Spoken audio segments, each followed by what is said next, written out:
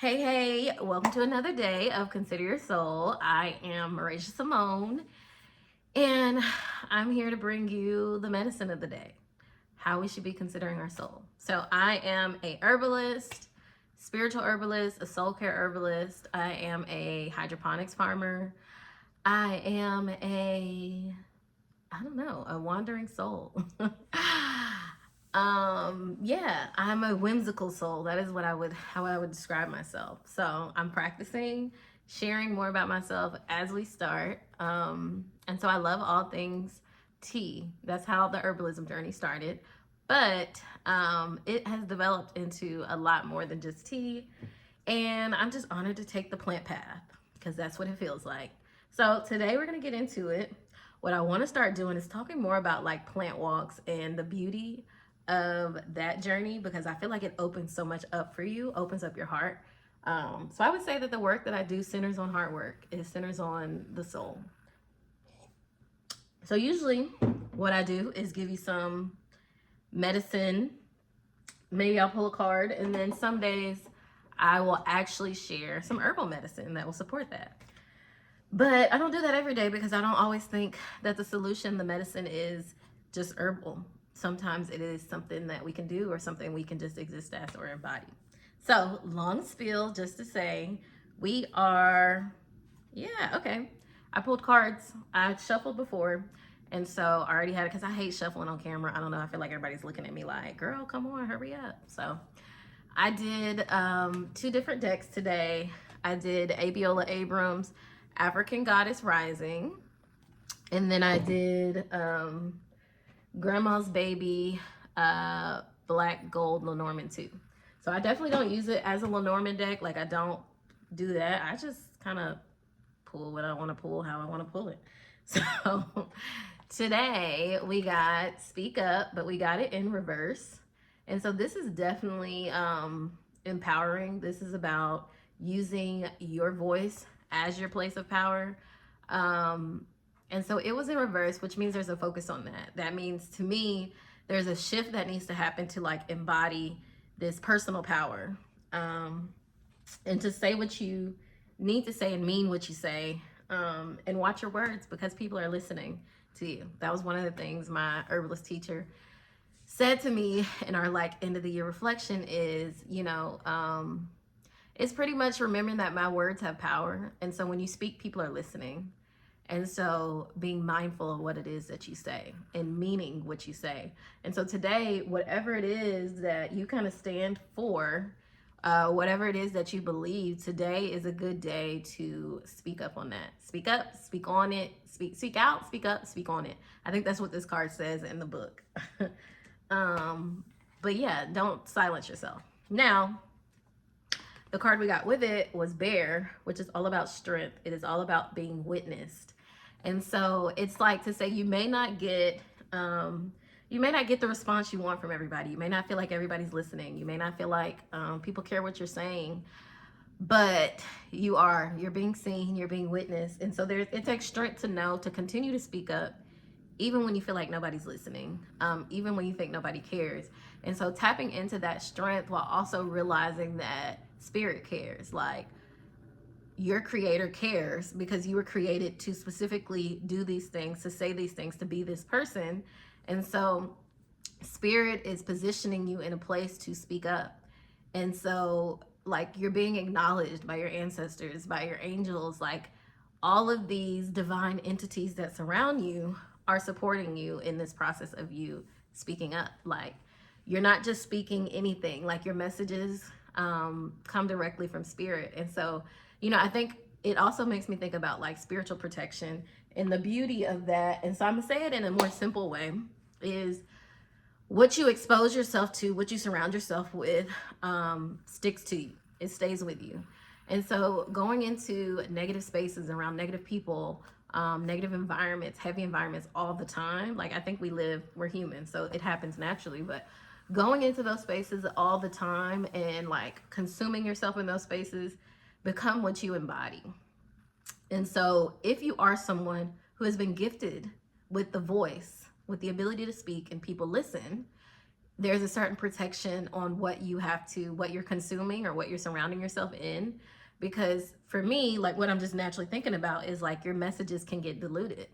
Um, and, it's kind of like, I remember this thing I used to have. I think a lot of people have this question.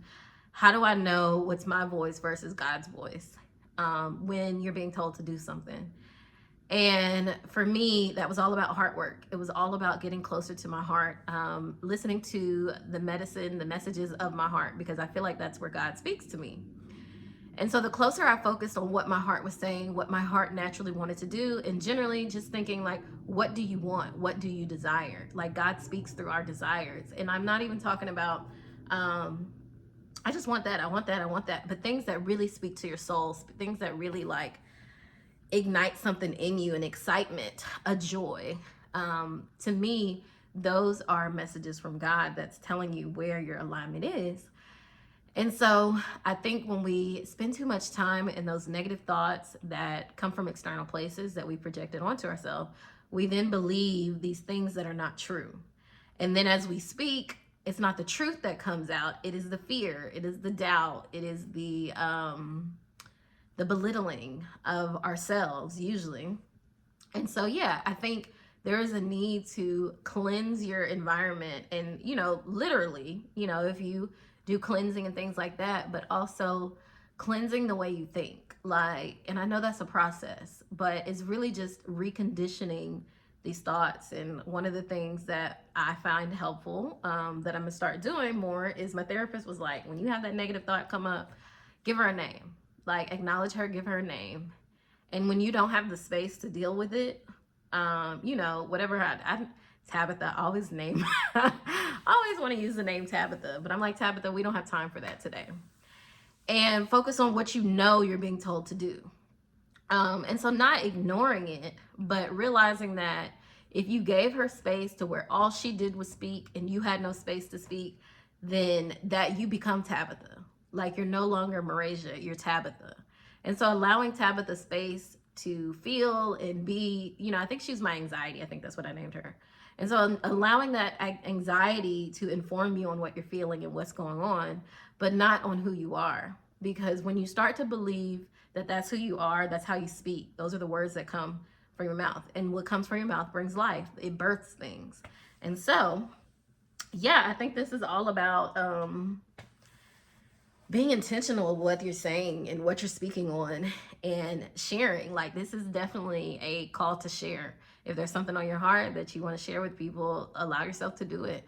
And just continuing to move in spaces that support that.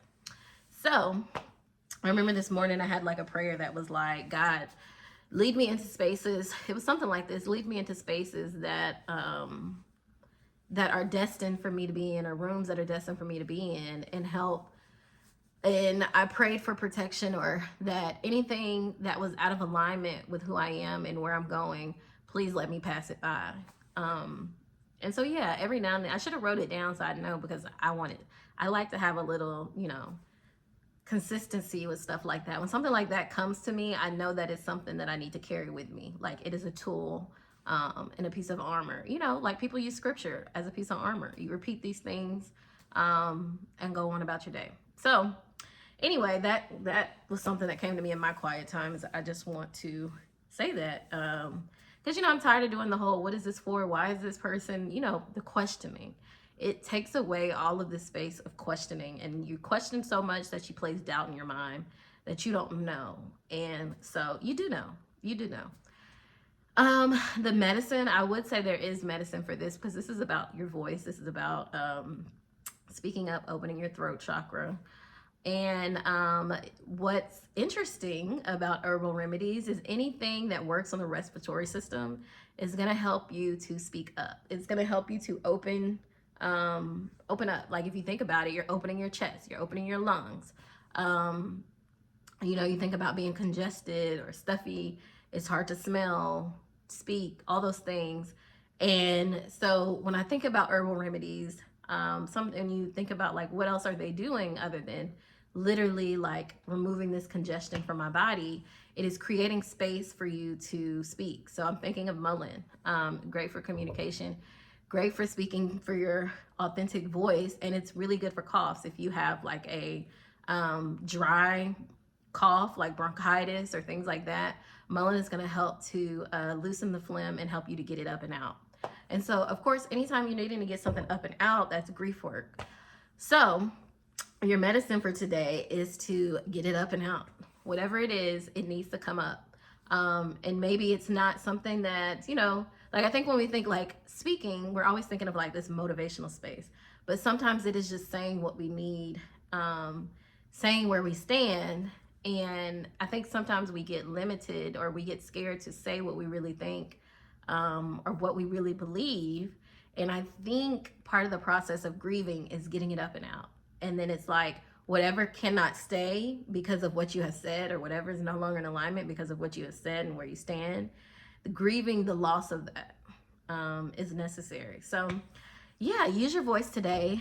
For mullein, if you're going to use mullein straight by itself, you can do a tablespoon with 8 ounces of water if you want to drink it medicinally. It's very, like, if you feel it, it's very like, it's got like hairs on it. It feels kind of like it reminds me of a pillow. Like, it's just soft. I'm trying to think of that material. It's not wool, but it's that other material, kind of like on the inside of your sweatshirt sometimes. Anyway, that's not important. But we can talk more about mullein and what it does for you. But that's the main thing. It's going to be respiratory support. It's going to help to open and clear the lungs. Some people actually smoke it to help support their lungs. And so, yeah, it's beautiful medicine. And apparently there's something you need to say today. So get all the support you need and get it up and out. And that's all I have for today. So I'll see y'all tomorrow, hopefully, for another episode or another day of Consider Your Soul.